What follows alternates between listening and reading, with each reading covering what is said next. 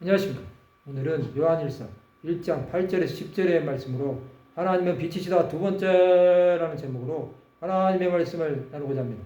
본 말씀은 만일 우리가 죄가 없다고 말하면 스스로 속이고 또 진리가 우리 속에 있지 아니할 것이요 만일 우리가 우리 죄를 자백하면 그는 미쁘시고 의로사 우리 죄를 사하시며 우리를 모든 불의에서 깨끗하게 하실 것이요 만일 우리가 범죄하지 아니하였다 하면 하나님을 거짓말하는 이로 만드는 것이니 또한 그의 말씀이 우리 속에 있지 아니하니라.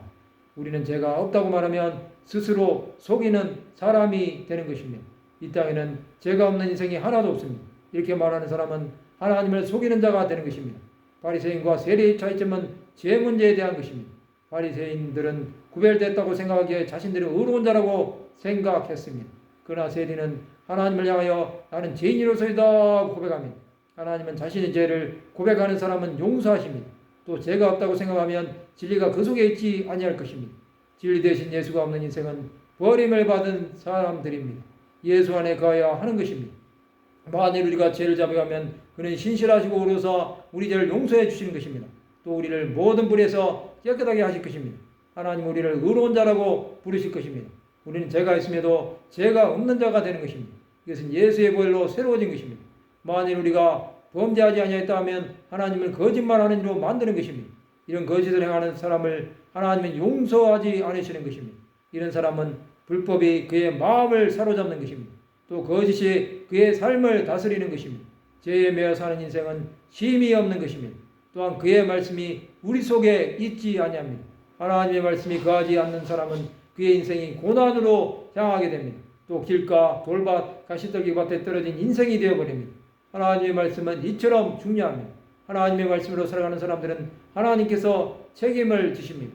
우리는 죄가 없다고 말하는 어리석은 사람들이 되지 말아야 합니다. 그런 인생은 하나님의 심판을 받을 뿐입니다. 하나님은 인생들이 회개함으로 구원함에 이르기를 원하십니다. 주에서는 우리의 죄를 위해 십자가에서 단번에 죽으심으로 우리가 거룩함을 얻은 것입니다. 하나님의 말씀이 생명이 되어야 합니다. 말씀 안에 갈 때 주의 소리로 인해 풍성한 열매를 거두게 될 것입니다. 그것은 많은 사람들이 예수 앞에 돌아오게 되는데 쓰임을 받게 될 것입니다. 우리는 주 예수로 죄를 용서받게 되어도 겸손해야 합니다. 하나님의 말씀 안에 온전히 거하시기 바랍니다. 우리의 영혼이 주 예수를 의지할 때 하나님의 긍휼하심을 입을 것입니다.